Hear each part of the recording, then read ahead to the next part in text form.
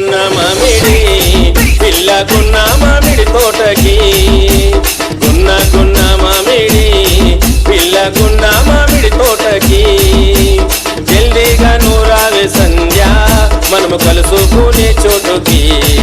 రోజు ఆడుకునే ఆటకి